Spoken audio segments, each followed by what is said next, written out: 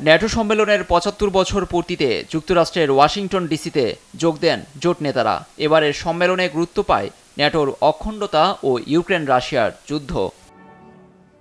সামরিক রসদ সংকটের কারণে রাশিয়ার বিরুদ্ধে সেভাবে প্রতিরোধ গড়ে তোলা এবং প্রকৃত অর্থে অগ্রসর হতে পারছে না ইউক্রেন, যা মিত্রদের জন্য চরম অস্বস্তিদায়ক। এই পরিস্থিতিতে বুধবার সম্মেলন থেকে কিয়েভকে ৪,৩০০ কোটি মার্কিন ডলারের সহায়তার প্রতিশ্রুতি দিয়েছেন পশ্চিমা সামরিক জোট ন্যাটোর নেতারা, যা আগামী ১ বছরের মধ্যেই এই সহায়তা দেয়া হবে। ন্যাটো মহাসচিবের অভিযোগ, ইউক্রেনে হামলা চালাতে রাশিয়াকে প্রাণঘাতী অস্ত্র উৎপাদনে গোপনে সহায়তা দিয়ে যাচ্ছে চীন। চীন দীর্ঘদিন নানা সামরিক সরঞ্জাম রাশিয়ায় সরবরাহ করে আসছে, যা রাশিয়াকে ক্ষেপণাস্ত্র, বোমা ও যুদ্ধবিমান তৈরিতে সহায়তা করছে। এসব অস্ত্র দিয়ে ইউক্রেনীয় ভূখণ্ডে অন্যায়ভাবে আক্রমণ করছে মস্কো।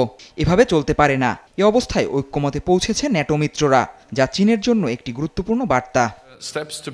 তবে রাশিয়ার সঙ্গে সম্পর্ক নিয়ে ন্যাটোর উস্কানি এবং মিথ্যা তথ্য ছড়াচ্ছে পাল্টা অভিযোগ বেইজিংয়ের। এমন উস্কানি বন্ধ করে বিশ্বের শান্তি ও স্থিতিশীলতা বজায় রাখতে জোটের প্রতি আহ্বান জানায় দেশটি।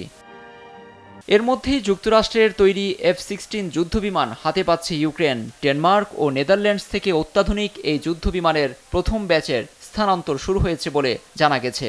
সব ঠিক থাকলে চলতি গ্রীষ্মেই ইউক্রেনের আকাশে উড়বে F-16। এদিকে ন্যাটোর প্রতি ইঞ্চি ভূমি রক্ষায় ঐক্যমতে পৌঁছেছেন জোট নেতারা। বিশ্বকে বড় একটা বার্তা দিতে এবারের সম্মেলনে ভাষণ দেয়া প্রেসিডেন্ট বাইডেনের জন্য ছিল বড় ধরনের চ্যালেঞ্জ। ন্যাটো আগের চেয়েও একটি শক্তিশালী জোট। এই জোট টিকিয়ে রাখতে আমরা প্রতিশ্রুতিবদ্ধ। ন্যাটোর প্রতি ইঞ্চি জায়গা রক্ষা করব। নিজেদের ভবিষ্যৎ রক্ষায় বিনিয়োগ বাড়াচ্ছি আমরা। শত্রুর যে কোনো হুমকি মোকাবেলায় আমরা প্রস্তুত। লুৎফর কবির, নিউজ ডেস্ক, দেশ টিভি।